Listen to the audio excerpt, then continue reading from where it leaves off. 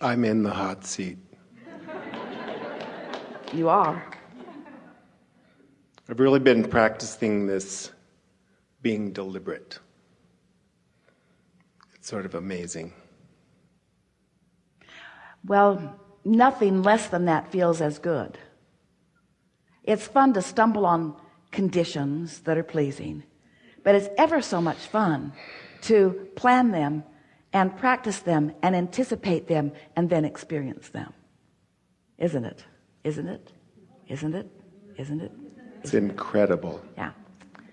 So I said earlier, because I was the greeter, I'm going to be the first one. I didn't say it to anybody but me. And us.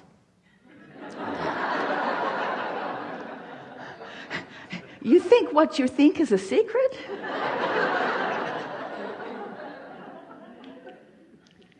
So I've been listening for a long time, been doing this thing for a long time, and I realized that I wasn't listening and I wasn't doing. So a year ago I said, I have one goal: to be happy. Yeah. And I started really after that. That puts everything in perspective, because when your intention and attention is upon the way you feel, now your attention is upon your vibrational climate, your point of attraction. It's upon where you stand, which is everything, because the way you feel is the indicator of what you're doing vibrationally, and what you're doing vibrationally is everything about who you're rendezvousing with, the timing of it, how things are unfolding, your ability to realize it, your ability to translate it, your ability to be at the right place at the right time. Everything is contingent upon your point of attraction, which is evidenced by the way you feel. So a goal to be happy, that's the goal. That's the in the back door, inside work of living happily ever after. And when you think about it, isn't everything you want, whether it's an experience or a material object or a relationship, isn't everything that you want because you think you would feel better in the having of it? So when you decide to take control of how you feel, and you say, let's see, I could be happy or miserable. Let's see. I choose happy. It's not a hard decision. I choose happy. You figured it all out. Good for you. It's not to be missed. Yeah. So after I decided that, I was kind of messing with it. And I was like, okay, I won't foster a bad thought for more than 3 minutes. And then I got down to 2. And then I was like, wait a minute. She said 17 seconds. And I'm at 17 seconds now. I won't even 2 seconds. Someone asked the question the other day, how do I get rid of doubt? And we said, before you get it. Which is not the answer you want to hear. We know it's just irritating. But when you understand about momentum, and law of attraction is the reason for momentum. So once you get going on a thought that doesn't feel good, momentum ensues, doesn't it? And pretty soon you're remembering things from the past, and you're rendezvousing with others that have the same issues and complaints, and then you start creating new experiences that are evidence of the way you've been feeling. And so momentum gets going, and if you're not sensitive to how you're feeling early on, so you don't stop the momentum when it's easy in the early stages, as you are describing, but you let it get going, then there's really often not much you can do about it until something breaks the momentum, like going to sleep or meditating. Sometimes someone with a very strong energy can come into your experience and they can dominate it, and if you focus upon them long enough, your energy will shift. But you don't say it, but it's like you mean it. Abraham, I've fallen out of an airplane and I don't have a parachute, and could you please explain to me what my best course of action is now? And we say to our imaginary friend that we are imagining conversing with, hang on, it will be over in a little while. Because momentum is momentum, and sometimes the momentum gets underway. But when you are aware of momentum, and you are aware of law of attraction, and you know what we know, that when you hold a thought for as little as 17 seconds, more momentum happens because another thought like it joins it. And then another 17 seconds, more momentum and more momentum. And whether it's a thought about something wanted or unwanted, momentum is happening. So if you are not caring about the way you feel, as Esther told us many times in the beginning of these conversations, I think I'd rather be right than happy. You ever been in that situation? Sort of conversing with someone in the beginning turns into an argument soon enough, but you know that your perspective is right, and they know that their perspective is right, and you really want them to understand that your perspective is right, and so you keep talking about it until there's enough momentum that's going that you make your perspective right. Esther would say to us, Abraham, but it's true. It's true. Why would you not want me to verbalize these factual evidences? It's true. And we say, well, the reason they are factual evidences is because someone made them true by focusing upon them. Do you want to do that too? Oh. That sort of puts fact and evidence in a whole new place, doesn't it? So when you decide that you want to be happy, it sort of makes you not want to watch some of those television programs. When you decide that you want to feel good, it sort of makes you want to put some separation between you and some facts. Some facts that are certain to activate some vibrations within you that are going to prevent you from being one who easily receives what you've put into your vortex of well-being, you see.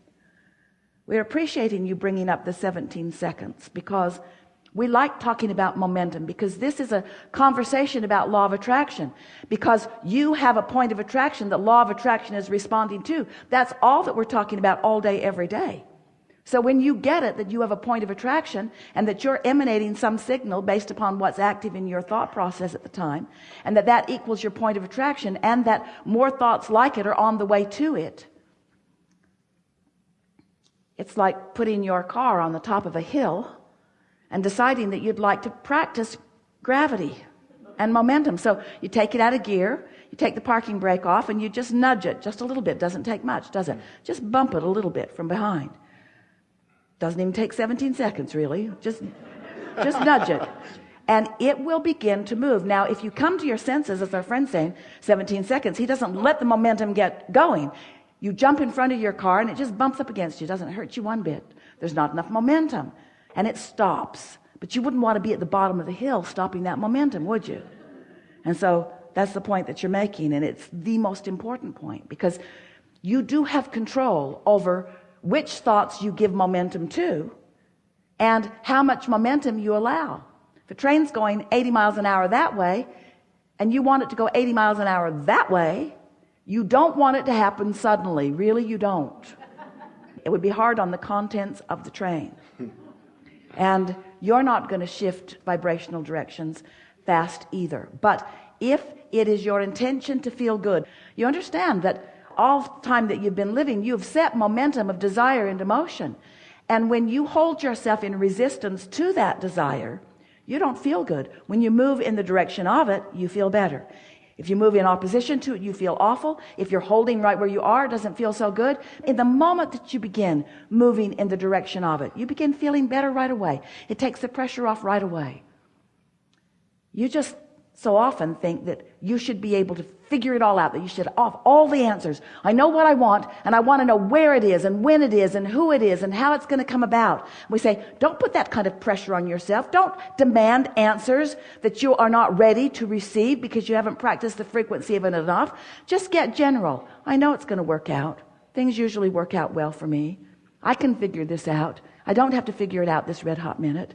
Things will fall into place well enough. Everything is working out for me. I've been in places like this before. It eases up. It gets better. I know what to do. I can be a deliberate creator.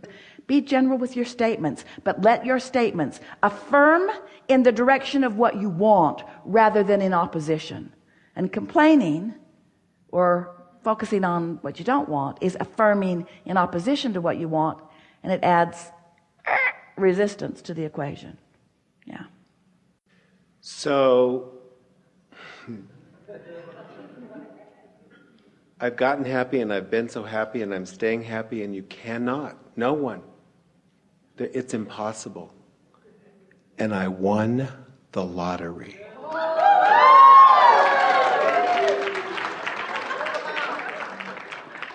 Manifestation is fun, isn't it?